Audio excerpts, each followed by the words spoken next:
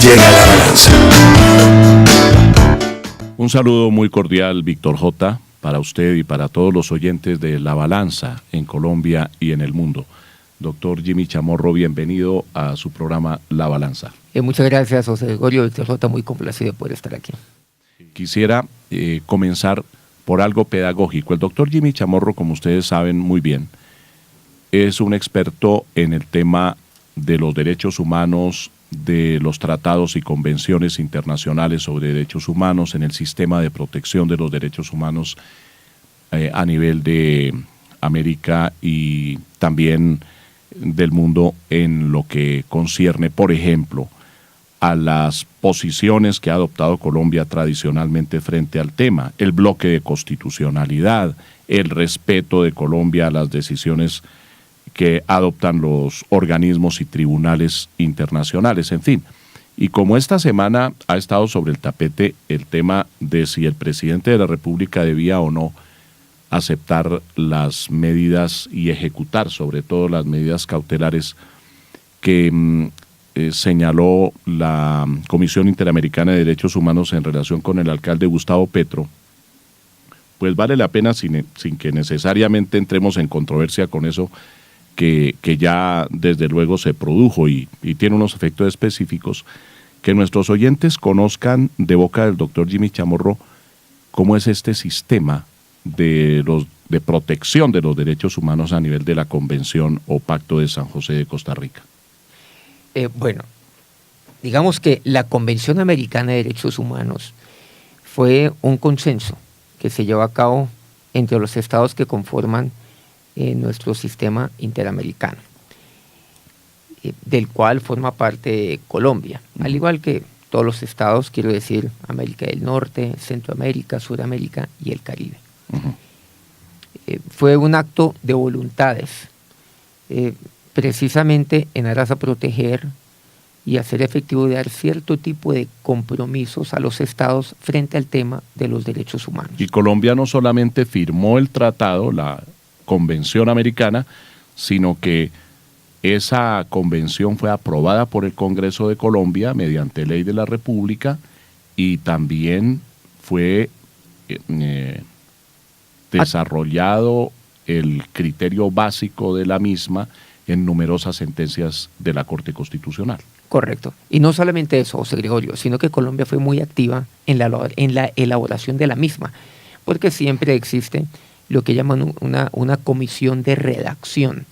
Entonces, los países, digamos, delegan en uno de los suyos para que haga parte de todo este comité de redacción. Colombia fue parte activa del comité de redacción en su momento, antes de que siquiera esto fuera puesto en consideración de los estados parte. Entonces, Colombia hizo parte de ellos. Digamos que Colombia hizo parte de la elaboración o del borrador, digámoslo así. Colombia hizo parte del equipo que lo presentó a consideración de la Asamblea de los Estados parte. Colombia hizo parte de ese equipo que defendió dicho borrador, pero también Colombia lo suscribió. O sea, ya el Estado colombiano, en cabeza del Ejecutivo, lo suscribió. Entonces simplemente lo firmó. Luego, ¿qué hizo? Lo presentó a consideración del Congreso en su momento. Ahora, hay que comprender de que esto fue antes del año 91, cuando cuando no teníamos en su momento, pues obviamente una Corte Constitucional. Es que el tema de las medidas cautelares, ¿por qué se dan? Digamos, esto es muy antiguo. Por ejemplo, la Convención Americana de Derechos Humanos adoptó las medidas cautelares como fueron consagradas en el derecho español, por ejemplo. ¿Por qué son necesarias en algunos momentos, en algunas instancias? Primero, por la gravedad del asunto. Claro. En segundo lugar, por la urgencia. Y en tercer lugar, porque se pueden evitar o se deben evitar daños que eventualmente pueden ser irreparables.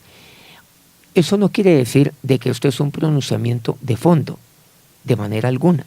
Claro. En esto no es una sentencia, esto no es una sentencia definitiva, no es una decisión, simplemente, disculpe, son decisiones que se están tomando de manera provisional, Mientras se decide de fondo. Mientras se decide de fondo. ¿Por qué razón? Porque de aquí a que se decida de fondo, pues ya se acabó el mandato. Claro. Entonces, ¿qué quiere decir? Que si efectivamente, y en la eventualidad en el cual, digamos, se toma una decisión de fondo, en el cual digan, sí, se están vulnerando los derechos de un individuo, y por lo tanto no opera una sanción de carácter disciplinario contra él, pues ya muy tarde. O sea, ya muy poco se puede hacer. O sea, ¿qué es lo que sucede? Ya se produjo el daño. Ya se produjo el daño. O sea, una cosa es uno pensar antes de disparar y otra cosa es disparar y después pensar. Claro. Lo que se trata de decir un momento, no dispare todavía. Por ejemplo, medidas cautelares. Expliquémoslo aquí, doctor José Gregorio, de una manera la cual es muy frecuente en nuestro derecho interno en todos los aspectos. Por ejemplo, en el derecho de familia. ¿Qué es lo que sucede? Hay hay una pareja la cual se está separando y se está divorciando legalmente, pero hay unos hijos, tienen 3 hijos. ¿Qué es lo que sucede? Pues seguramente, y digamos que están en el tema contencioso, no hay como un acuerdo, sino que están en pleito, digámoslo así, como lo entendamos bien los colombianos. Ella quiere pelear, él también quiere pelear. Entonces, ¿qué sucede? Mientras el juez de familia toma una decisión de fondo en el sentido de sentenciar un divorcio, en segundo lugar, una vez sentencia el divorcio, diga quién es el cónyuge inocente y quién es el cónyuge culpable. Tercero, que diga los hijos quedan bajo la custodia de quién. Pues el juez debe tomar las medidas provisionales, como por ejemplo, ¿cuáles? Que los niños permanecerán con su madre. Bueno, por ejemplo, son medidas son medidas cautelares. Medidas de protección. De protección. De protección mientras tanto. Claro, porque es que no podemos esperar a que se demore 2 años o 3 años la sentencia, y mientras tanto los niños, ¿dónde van a estar? En la calle, en un puente, ¿dónde van a estar? Entonces van a decir, vive con la mamá. Y una medida cautelar, ¿cuál es? Sin que con eso se esté anticipando el juez a su sentencia definitiva. Es que usted como papá deberá pasarle tantos salarios mínimos a la mamá de los niños para que la mamá, obviamente, pueda sufragar los gastos de los niños a nivel de alimentos congruos provisionales, digámoslo así. Entonces no podemos esperar simplemente a que dentro de 3 años, cuando se pronuncie el juez, ahí sí pase le platica. No, mientras tanto que van a ir los niños, se van a morir de hambre. Tanto, claro. ¿Qué es lo que va a suceder? Entonces, el juez, inclusive el juez toma medidas de carácter inmediato. Hay una serie de medidas las cuales seguramente se van a tomar. 1. Seguramente la defensa del alcalde va a continuar argumentando ante la instancia interamericana, ante la Corte, va a seguir argumentando el tema, esperando el pronunciamiento de fondo. Porque creo que para la defensa va a ser importante el pronunciamiento de fondo, así sea un poco tarde el tema. Pero eso es algo que es inevitable. Lo segundo, independiente de lo que diga la Corte Interamericana de Derechos Humanos, que tarde o temprano se pronunciará en el tema de fondo, han anunciado que también van a acudir aquí a través del mecanismo de tutela, pero va a ser un poco diferente, en el sentido de que la justicia colombiana se pronuncie con respecto a la obligatoriedad de acoger las decisiones que toma la Comisión Interamericana de Derechos Humanos y eventualmente la Corte Interamericana de Derechos Humanos. Creo que una constituyente es altamente inconveniente en Colombia, por una razón. La Asamblea Nacional Constituyente, tal como la proponen las FARC, me parece que es excluyente y es muy peligrosa. ¿Qué es lo que se propone?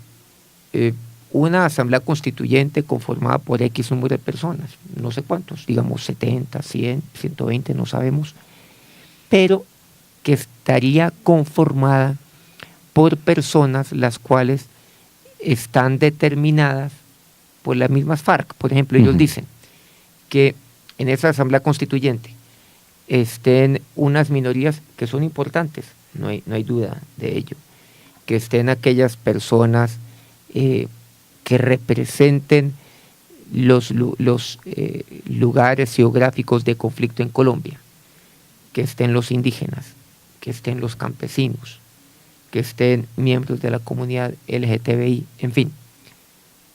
Entonces ellos determinan quiénes son los que pueden estar en esa asamblea constituyente. Pero ¿qué es lo que sucede? Si bien las minorías son necesarias dentro de un Estado democrático y deben ser representadas en cualquier órgano colegiado de la mayor importancia como debe ser una asamblea constituyente, lo que debe quedar claro es que no pueden ser excluidas las mayorías en el país. Se cierran los micrófonos en La Balanza. Los esperamos el próximo domingo para debatir los hechos que son noticia en el país.